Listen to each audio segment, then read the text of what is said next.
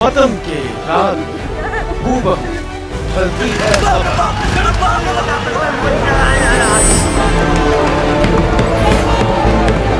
बिहार झारखंड की हर हलचल दर्ज करेगा प्रदेश पल पर।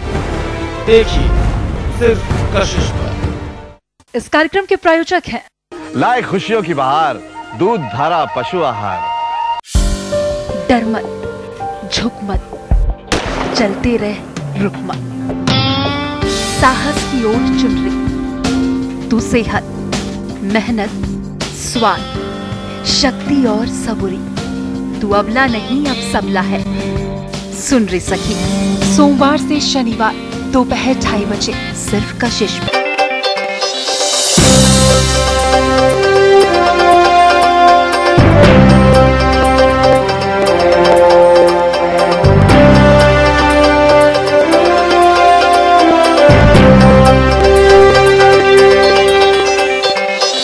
कशिश न्यूज, खबर भी असर भी।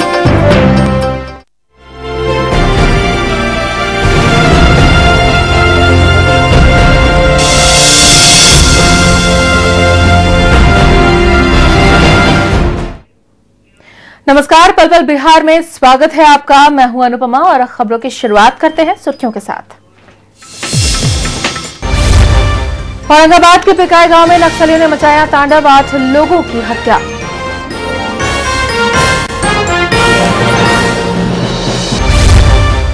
झारखंड हाईकोर्ट में लालू की जमानत याचिका दायर, शुक्रवार को होगी सुनवाई। चारा घोटाले के दोषी हैं लालू।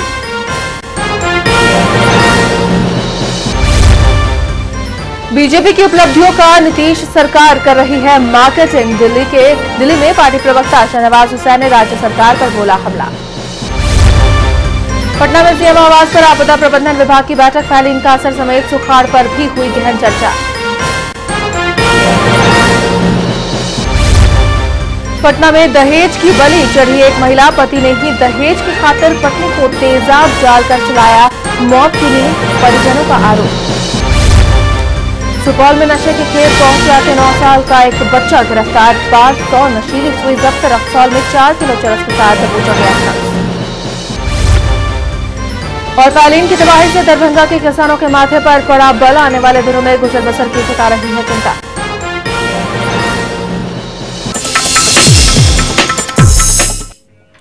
पल पल बिहार की शुरुआत 3 बड़ी खबरों के साथ। पहली तस्वीर आपको हम आपके टीवी स्क्रीन पर दिखा रहे हैं, लालू की याचिका से जो जुड़ी हुई है, जिस पर सुनवाई कल होनी है।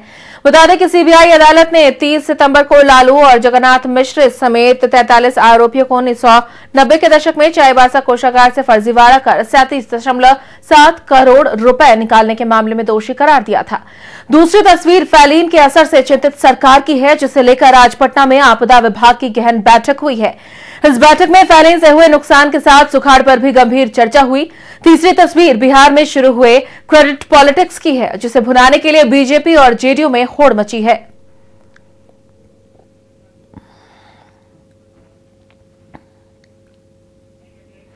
और तमाम खबरों को जानेंगे तफसील से, लेकिन उससे पहले बड़ी खबर औरंगाबाद से आ रही है। औरंगाबाद के खुदमा में नक्सलियों ने तांडव मचाया है। केन बम से विस्फोट कर सफारी गाड़ी को उड़ा दिया है, जिसमें 8 लोगों के मौत की खबर है। बताया जा रहा है कि मरने वालों में जिला पार्षद के पति भी शामिल हैं। तो जिला पार्षद के पति की हत्या के बाद सामने आ रही है नक्सली हमले में 8 लोगों की मौत की बात सामने आ रही है। औरंगाबाद के खुदमा में नक्सलियों ने विस्फोट किया है और सफारी गाड़ी को उड़ा दिया है। 8 लोगों की मौत हो गई है इस घटना में। केन बम से विस्फोट किया गया है। सफारी गाड़ी इस केन बम की चपेट में आई है और इसमें मौजूद 8 लोगों की मौत हो गई है।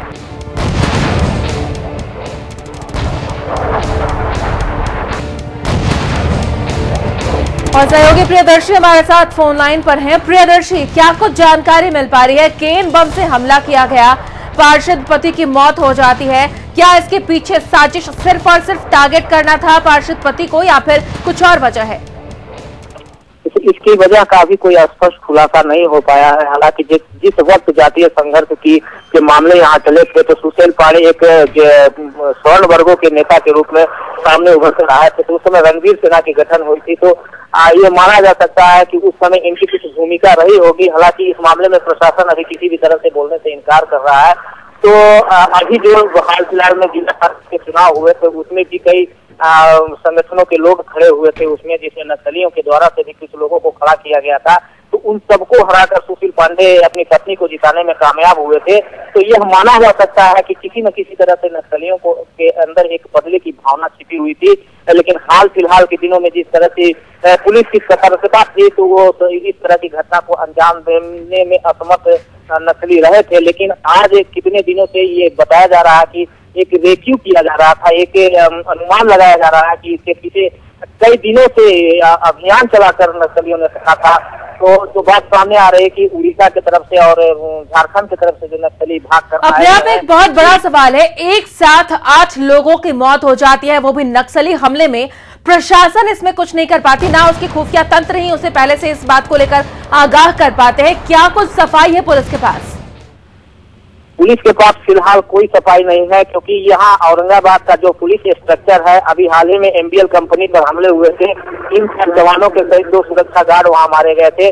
तो जब घटनाएं घटती है तो उसके बाद जांच अभियान चलाए जाते हैं, कॉम्बिंग ऑपरेशन चलाए जाते हैं, लेकिन जैसे ही ये मामला लोगों के जेहन से समाप्त हो जाता है, ये अभियान नाम मात्र के कागजों पर ही सीमित कर रह जाते हैं। हालांकि आज जो घटना घटी है ये दाऊद नगर से अरंडा के पिसाई होकर एक रास्ता जाती है, पक्की सड़क है, एक भाड़ा वाला कई गांवों को जोड़ने वाली सड़क है। तो अगर पुलिस सचेत रहती, पुलिस सतर्क रहती, खुफिया विभाग में इस तरह की बात अगर जानकारी मिलती तो पुलिस अपनी सतर्कता का परिचय देकर गश्ती चला सकती थी। लेकिन इधर कई दिनों से कोई गश्ती नहीं चल रही थी और इस तरह का घटना का अंजाम औरंगाबाद जिला बना। जी प्रियदर्शी, क्या माना जाए, क्या नक्सली सिर्फ और सिर्फ दहशत फैलाना चाहते हैं या फिर इसके पीछे वो उनकी कोई मांग है या फिर वो कुछ जताना चाहते हैं आम लोगों को? अभी तक नक्सलियों की तरफ से कोई इस तरह का डिमांड नहीं आया है इस मामले को लेकर। लेकिन जहां तक अभी नक्सलियों का जो वर्चस्व बढ़ा है, लगातार एक से एक हमले कर रहे हैं, घटनाओं को अंजाम दे रहे हैं, तो कहीं न कहीं यह लगता है कि जिस वर्ग पर नक्सलियों ने आज हमला किया है वो वर्ग एक लड़ाका वर्ग माना जाता है। तो अगर नक्सली एक लड़ाके वर्ग के प्रतिनिधित्व करने वाले सुशील पांडे की हत्या करते हैं तो कहीं न कहीं उनकी एक सत्ता जो कायम होनी चाहिए उस क्षेत्रों में वो कायम हो गई और इस तरह से नक्सली अपने वर्चस्व का परिचय देने में यहाँ पर सफल रहे। लेकिन यहाँ पर एक सवाल जो बहुत ज्यादा सोचनीय विषय है कि लगातार नक्सली किसी न किसी बड़ी वारदात को अंजाम दे रहे हैं। हर बार पुलिस प्रशासन का यह दावा होता है कि नई रणनीति बनाई जा रही है, ग्रीन हंट जैसे कोशिशें भी की जाती हैं ताकि नक्सलियों पर लगाम लगाई जा सके, लेकिन हर बार पुलिस का फेलियर साबित होना क्या आखिर दर्शाता है? क्या पुलिस के पास संसाधनों की कमी है? क्या आखिर कमी है पुलिस के पास? अभी पुलिस के पास ऐसा कोई रणनीति काम नहीं कर रहा है कि इस तरह की घटनाओं को कैसे रोका जाए। कॉम्बिंग ऑपरेशन के नाम पर यहाँ कोबरा जवान को भी लगाया गया है, कई तरह के जवानों की यहाँ पर तैनाती की गई है, CRPF कैंप की भी स्थापना की जा रही है। तो जितने सारे यहाँ पुलिस आए हुए हैं जो अन्य लड़ने के लिए नक्सलियों से लड़ने के लिए जो जिन जवानों को लाया गया है उन्हें कभी भी ऐसे क्षेत्रों में नहीं उतारा गया जहां उनका एक वजूद बन सके, वो लोगों में नक्सलियों में खौफ पैदा कर सके। तो इस तरह की कोई ऐसी रणनीति औरंगाबाद के पुलिस के पास नहीं है जो नक्सलियों के प्रति हृदय में एक खौफ पैदा कर सके और नक्सली इस तरह की वारदात करने के पीछे सोचे समझे। लेकिन पुलिस की जो रवैया यहाँ पर रही है तो उस नक्सली निश्चिंत हो गए हैं और इस तरह से यही कारण है कि इस ऐसे घटना को अब तक कुछ भी सफाई नहीं दे पा रही है पुलिस। लेकिन आगे की रणनीति को लेकर क्या कुछ स्पष्ट कर पा रही है पुलिस? क्योंकि देखा जाए तो एक बार फिर दावे किए जाएंगे, वादों का लॉलीपॉप थमाया जाएगा कि कार्रवाई की जाएगी, जांच की जाएगी, लेकिन क्या नतीजा निकलेगा ये स्पष्ट तौर पर पुलिस क्या बता पा रही है? पुलिस अधिकारी बोलने के लिए तैयार नहीं है। हाँ, ये बात जरूर है कि घटना के बाद जांच की जाएगी, उस पर रिपोर्ट लिखे जाएंगे, फाइलें बनेंगी, उस पर जांच के लिए कितने अधिकारियों को नियुक्त किया जाएगा।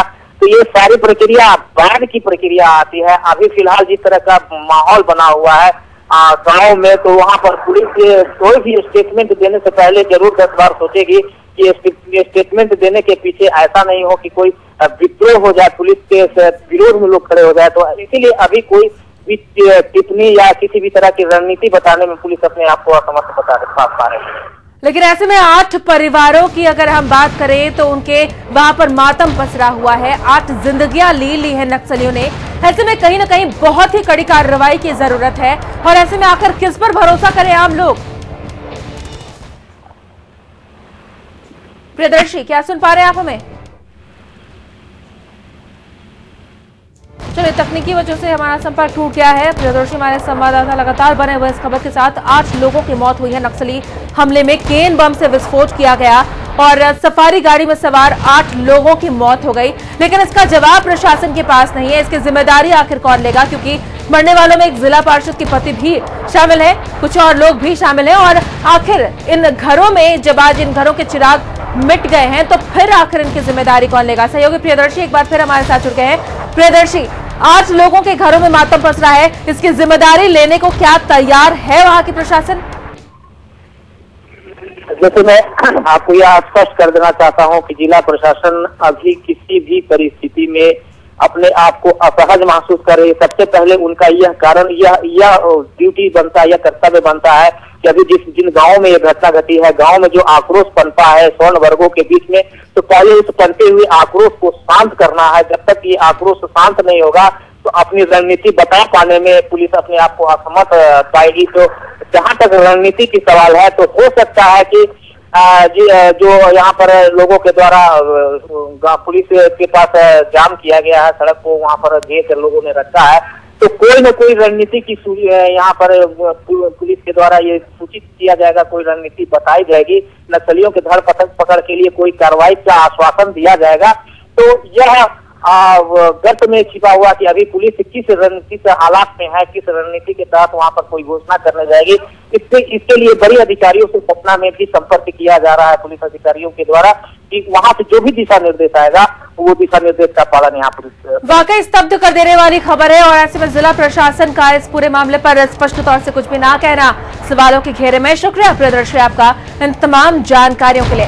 8 लोगों की मौत हो जाती है नक्सली हमले में। केन बम से हमला किया गया सफारी पर और इस मौत की जिम्मेदारी आखिर लेने को कौन सामने आएगा ये देखना होगा, क्योंकि ऐसे मामले अक्सर सामने आते हैं। दावों और वादों के बीच मसला कहीं ना कहीं हो जाता है, लेकिन नक्सली लगातार वारदातों को अंजाम दे रहे हैं और पुलिस हाथ पर हाथ धरे बैठी है।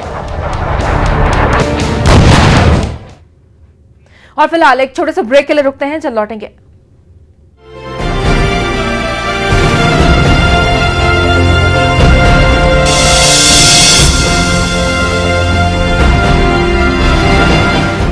शालीन पंप्स, पानी जहां चाहें वहां। डोमेस्टिक, एग्रीकल्चर एवं इंडस्ट्रियल के लिए सर्वोत्तम ट्रबल फ्री सर्विसेज चंद मिनटों में। शालीन पंप एजेंसी, इमाम प्लाजा, अलीनगर, अनीसाबाद, पटना 2, 8051809223। आपके शहर में अत्याधुनिक सुविधाओं से लैस एक किफायती हॉस्पिटल जहां आपको 24 घंटे मिलेगी ICU, NICU, dialysis, bronchoscopy, cardiac pacing और सभी तरह की जांच सुविधाएं। 7 palms hospital and research centre, Kathal More, Gumla road, Ranchi और 7 पाम्स का rural health centre, Madhu memorial hospital, Brambe Chowk, Ranchi. बाबा नगरी देवघर में आम्रपाली ग्रुप लेकर आए हैं hotel Amrapali Clarks, a star hotel in Deoghar, जहां आपको मिलेगी सभी अत्याधुनिक सुविधाएं, luxury banquet, well furnished rooms, conference facility, gym and spa. Hotel Amrapali Clarks, Deoghar, Jharkhand. मैं हूँ सर्दी, खांसी। अब लड़ेगा हमारा साथी, पल में भागे सर्दी खांसी। जब सर्दी सताए और खांसी रुलाए तो अपने लाडले को दीजिए x factor junior cup syrup, और साथ में बुखार हो तो x factor junior plus. Bihar की पावन धरती पर 89वां कर्पूरी जयंती के शुभ अवसर पर अत्यंत पिछड़ा उत्थान मोर्चा का गठन किया गया था, जिसका राज्य स्तरीय सम्मेलन पटना के अनुग्रह नारायण सामाजिक शोध संस्थान में 20 अक्टूबर 2013 दिन के 11 बजे रखा गया है। आप सबों से नम्र निवेदन है कि अपनी भावना युक्त विचार लोगों के बीच रखकर हमें अनुग्रहित करने की कृपा करें।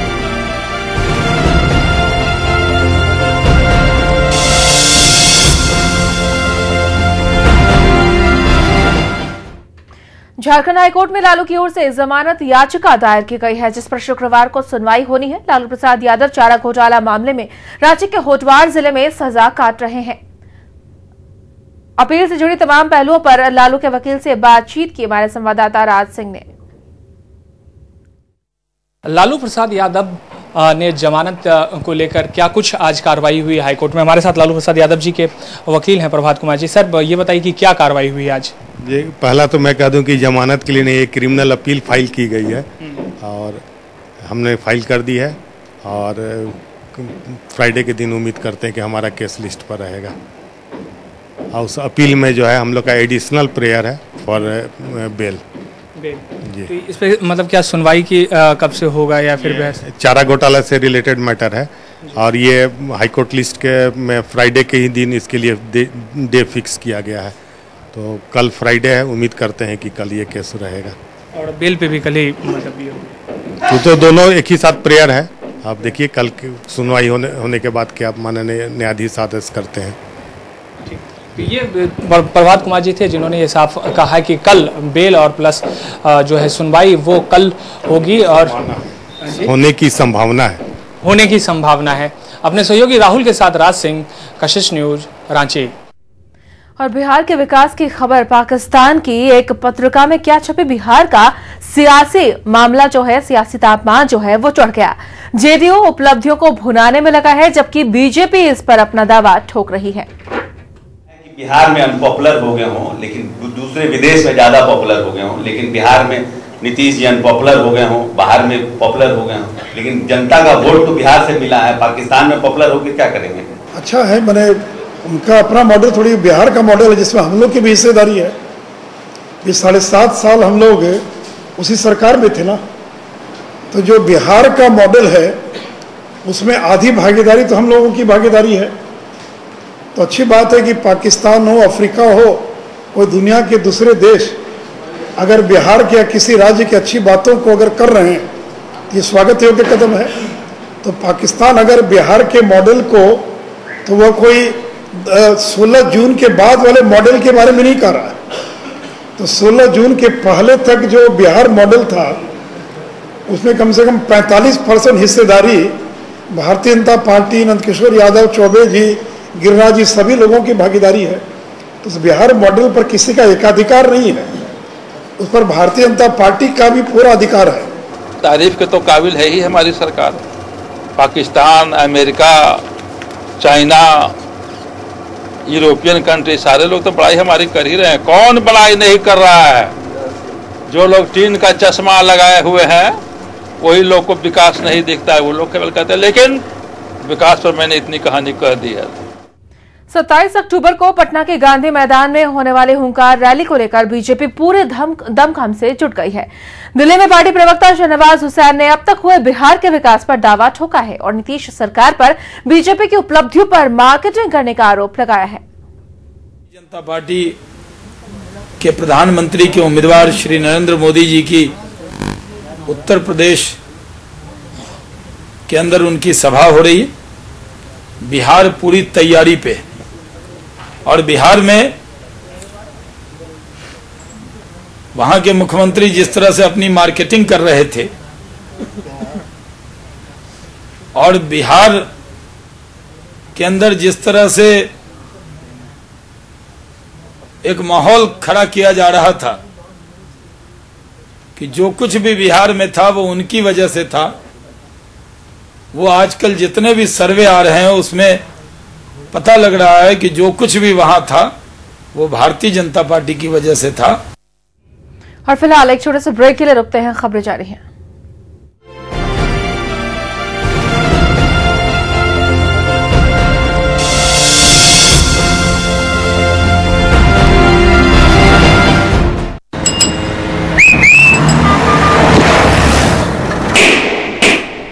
अब इग्नोर नहीं करेंगे। नया खून है, खोलेगा अब इंडिया ग्लो करेगा।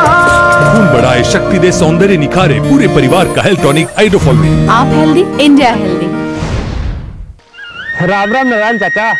अरे राम राम राम राम। इतना दूध? नई भैंस ली क्या चाचा? भैंस नहीं है माधो, चारा नया खिलाया है जो डेयरी फार्मों और पशु चिकित्सकों द्वारा प्रशंसित है। लाए खुशियों की बहार, दूध धारा पशु आहार।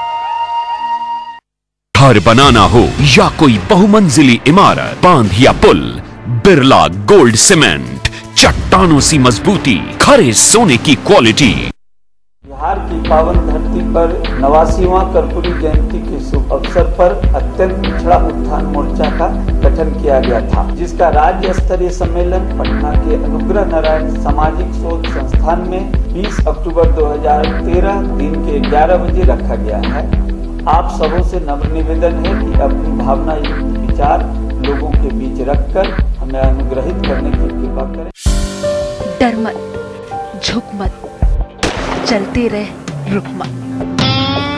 साहस की ओट चुन रही तू, सेहत मेहनत।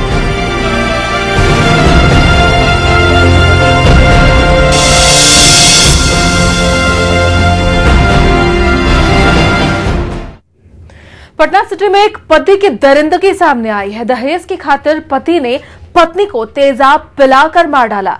दरअसल आरोपी पति लंबे समय से पैसे की मांग कर रहा था। मांग पूरी ना होता देखकर पति ने 2 महीने पहले 13 अगस्त को अपनी पत्नी को जबरन तेजाब पिलाया था।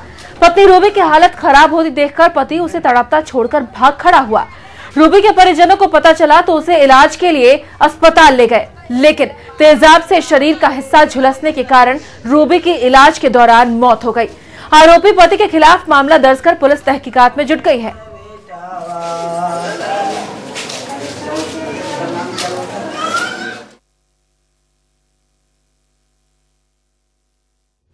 पटना में कड़े स्थित मुख्यमंत्री आवास पर आपदा प्रबंधन विभाग की बैठक हुई। इस बैठक में आपदा मंत्री रेणु कुशवाहा, जल संसाधन मंत्री विजय चौधरी, बिहार के मुख्य सचिव और आपदा विभाग के तमाम अधिकारी मौजूद थे।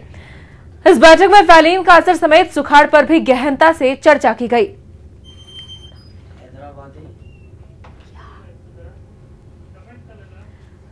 तो बता दें आपको कि फैलीन से हुई तबाही पर चर्चा की गई है। एकड़ स्थित मुख्यमंत्री आवास पर आपदा प्रबंधन विभाग की बैठक हुई थी। इस बैठक में आपदा प्रबंधन मंत्री रेणु कुशवाहा, जल संसाधन मंत्री विजय चौधरी, बिहार के मुख्य सचिव और आपदा विभाग के तमाम अधिकारी मौजूद थे। फैलीन का असर क्या कुछ हुआ है, सुखाड़ पर आखिर कितनी परेशानियां झेलनी पड़ रही है किसानों को, इन तमाम मुद्दों को लेकर चर्चा की गई।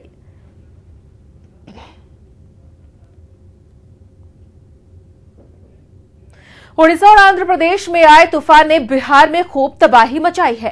सैकड़ों घर उजड़ गए, हजारों एकड़ में लगी फसल बर्बाद हो गई। दरभंगा में भी इसका खासा असर दिखा है। जिले के सभी 18 प्रखंडों में फैलीन ने धान और मक्का की फसल बर्बाद कर दी है। तैयार फसल को तेज हवा और बारिश ने मिट्टी में मिला दिया है। अब किसानों को इस बात का खौफ सता रहा है कि इस नुकसान का भरपाया कैसे होगा और आने वाले महीने कैसे कटेंगे।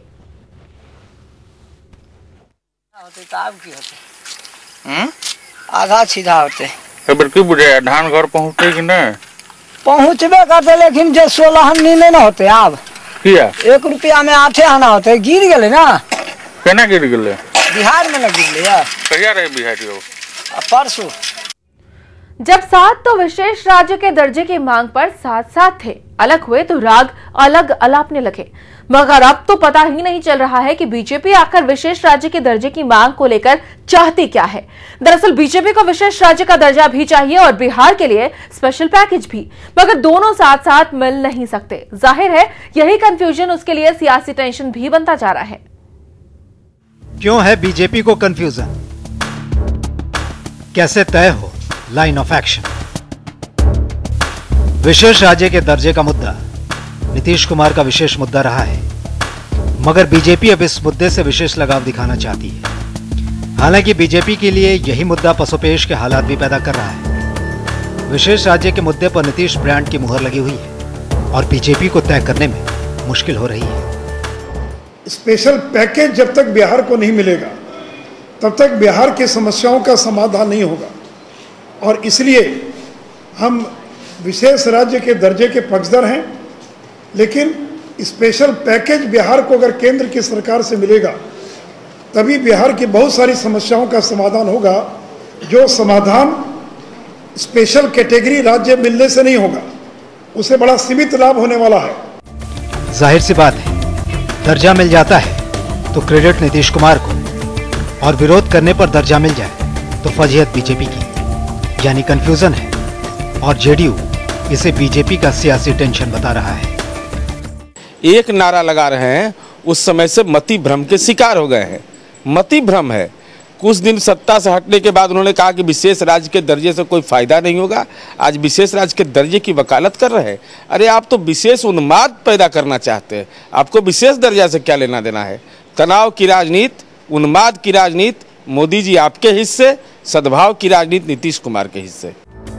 कांग्रेस इस वक्त बीजेपी और जेडीयू की इस आपसी जंग को सिर्फ देख नहीं रही, बल्कि तय करने में लगी है बीजेपी की कमजोरी पर घेरने का मौका कैसे हासिल किया जाए। क्योंकि 2015 के विधानसभा चुनावों से पहले 2014 का लोकसभा चुनाव है और सीधी टक्कर कांग्रेस की बीजेपी से है। भारतीय जनता पार्टी की कोई भूमिका विशेष राज्य के मुद्दे को लेकर छिड़े आंदोलन या अभियान में कहीं है ही नहीं। इस पार्टी की भूमिका आरंभ से ही नेगेटिव रही है।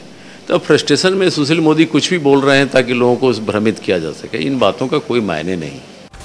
बीजेपी और जेडीयू के बीच मुद्दे की मारामारी है। जनता भला किसका करेगी फिलहाल कहना मुश्किल है, लेकिन जनता का भला हो जाए तो कंफ्यूजन और टेंशन दोनों जनता के ही दूर हो जाएंगे। बिहार को विशेष राज्य का दर्जा मिलना चाहिए, पैकेज मिलना चाहिए। पैकेज की जरूरत, दर्जे की जरूरत, दर्जा नहीं मिलना चाहिए। आप भी कंफ्यूज होंगे और हम भी कंफ्यूज हैं। दरअसल कंफ्यूज करने वाले हमारे राजनेता हैं। जी हां, सुशील कुमार मोदी को यह समझ में नहीं आ रहा कि बिहार को जरूरत विशेष राज्य के दर्जे की है या विशेष पैकेज की है, और इन सब बातों को लेकर अब सियासत जोरों पर है। पता हुंकार रैली के दिन चलेगा कि भाजपा उस मंच से कौन सी मांग रखती है और किस मांग को लेकर आगे बिहार में सियासत करती है। मगर फिलहाल दर्जे और पैकेज को लेकर बिहार की सियासत गर्म है। कैमरामैन तनवीर के साथ रजनीश सिन्हा, कशिश न्यूज, पटना। देश में दोपहिया वाहनों को बनाने वाली बड़ी कंपनियों में एक टीवीएस ने फेस्टिव सीजन को देखते हुए पटना में अपनी मॉडल बाइक जुपिटर लॉन्च की है। इसकी सबसे बड़ी खासियत यह है कि इस बाइक का इंजन शोर रहित लो फ्रिक्शन पार्ड है। कंपनी के मैनेजर के मुताबिक जुपिटर की कीमत 48,450 रुपए से शुरू है, जिसकी माइलेज 62 किलोमीटर प्रति लीटर है।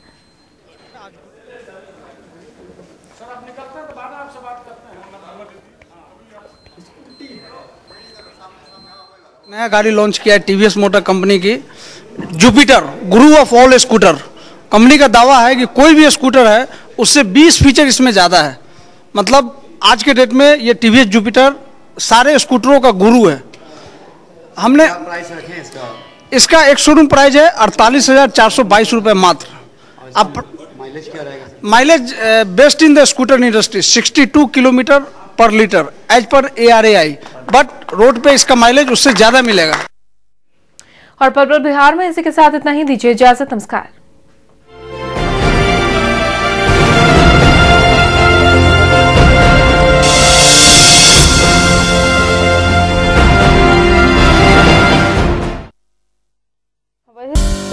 डर मत, झुक मत, चलते रह रुक मत। साहस की ओट चुन रही तू, सेहत, मेहनत, स्वाद, शक्ति और सबूरी। तू अबला नहीं अब सबला है।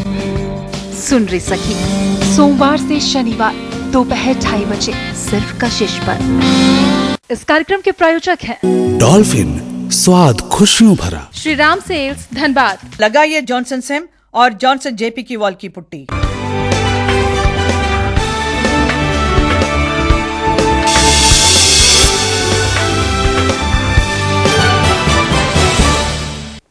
नमस्कार, स्वागत है आपका कशिश न्यूज में। पल पल झारखंड के साथ मैं हूं आसिया। खबरों की तरफ बढ़ेंगे, लेकिन पहले नजर हेडलाइंस पर। शुक्रवार को झारखंड हाईकोर्ट में लालू की जमानत याचिका पर होगी सुनवाई। चारा घोटाला मामले में है सजायाफ्ता। मिशन 2014 को लेकर कार्यकर्ताओं को रणनीति बताने में जुटे झारखंड बीजेपी के नेता। निशाने पर कांग्रेस JMM गठबंधन। रांची में मुख्यमंत्री हेमंत सोरेन ने किया डाटा सेंटर का उद्घाटन। ऑनलाइन पेमेंट सिस्टम और बिजली चोरी रोकने की पहल, 30 शहरों को जोड़ने की योजना। रांची के किशोरगंज में हत्या के खिलाफ हंगामा कर रहे लोगों के खिलाफ पुलिस ने भांजी लाठियां। आक्रोशित लोगों ने भी पुलिस को खदेड़ा। रामगढ़ में मौत के चंगुल में फंसे खलासी ने तोड़ा दम। जान बचाने की सारी कवायदें हुई बेकार।